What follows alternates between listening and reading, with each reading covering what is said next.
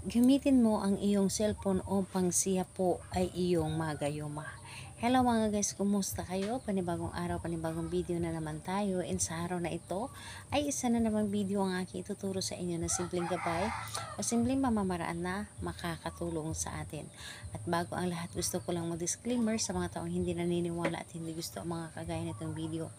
Please skip this video and maghanap kayo ng videos na gustong gusto nyo dahil ang video na ito ay para lamang ito sa mga taong naniniwala in gusto mag-try. Sa lahat po ng mga nagko-comment po dito sa aking video dito sa loob ng aking channel, mag-ingat sa lahat ng mga nagre-reply sa inyo na dinadala kayo sa kilang WhatsApp, in-imo up upang makaiwas po tayo sa scam. Ngayon po, gusto nyo ba na mas magayuman ninyo ang inyong partner o mas ma-inlove pa siya sa inyo?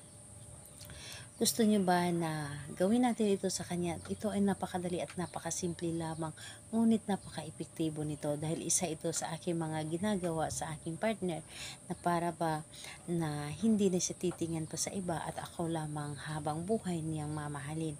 So ito ay pwedeng mo itong gawin sa parehasang kasarian, babae to babae and lalaki to lalaki. Syempre naman sa ating babae at lalaki na mag-partner. And dito po ang aking naibanggit lamang po ay ang ating gagamitin dito sa paggawa ng gayuma is yung cellphone lamang. Syempre, cellphone na naglalaman ng kaniyang larawan. Cellphone na gumagana, syempre. And ayun po, meron itong laman ng kanyang larawan. Kung wala po, kumuha ka na lamang sa kanyang social media account ng kanyang larawan. And siguraduhin po ninyo na yung larawan na yun, ito ay clear photo po. So, dapat po ay clear photo po ang inyong nakuha. So, kapag ready na, pwede mo na itong umpisan. And siguraduhin nyo lamang sa inyong sarili na hindi kayo nagdududa sa inyong dapat na gawin. Dapat po ay siguraduhin ninyo na buo ang inyong loob, tiwala at paniniwala sa paggawa. Dahil sa paggawa natin ng isang ritual, dapat po ay alam natin sa ating sarili na buo ang ating loob. Dahil kapag ikaw po ay hindi buo ang loob at nagdududa ka sa dapat mong gawin, and kailangan po talaga na yung tiwala mo, pinaka number 1 po ang tiwala po natin dito kapag tayo ay gumagawa ng mga ganitong pamahiin. So, ayan po, kapag ready ka na, pwede mo na itong umpisahan. Ang gagawin mo lamang dito sa cellphone na ito, buksan mo. Buksan mo ang cellphone at hanapin mo ang kanyang larawan. Titigan mo ito ng 3 minuto. Yes po. Titigan mo ito ng 3 minuto na may buong pagmamahal. Yung with feelings yung pagkatitig mo sa kanyang larawan. Para bang magkaharap kayo sa isa't isa.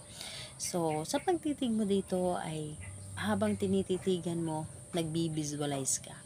So, paano nga ba magbi-visualize? So, i-visualize mo, isipin mo, yung nasa isip mo, mamahalin mo ako habang buhay, magagayong kita, mas lalo mo pa ako mamahalin na higit pa sa iyong sarili, wala kang ibang mamahalin kundi ako lamang, wala kang ibang titigan kundi ako lamang, walang ibang maganda o guwapo sa iyong paningin kundi ako lamang. Kahit sino pang lalapit sa iyo, ako lamang ang iyong mamahalin ay hindi ka maaakit sa iba. So sabihin mo lahat yung nasa puso mo at sa isip mo. And dapat po nagtiwala ka sa inyong ginagawa o sinasabi. So pagkatapos mo sabihin yun, ihuli mo ang kanyang pangalan. Sambitin mo ng 3 ulit ang kanyang pangalan at apelyido. At siya po ay iyong halikan. Halikan mo ang larawan na parang siya yung hinahalikan mo ng personal. So, ayan po, gawin lamang ito sa araw ng Tuesday and Friday lamang. Bahala na kayo sa oras. Basta Tuesday and Friday, gawin po ninyo ito. So, gawin ito na may buo ang tiwala at paniniwala at hindi po nagdududa. Magtiwala kayo sa inyong ginagawa. Ayun po, salamat po sa inyo. Bye bye everyone. God bless us all.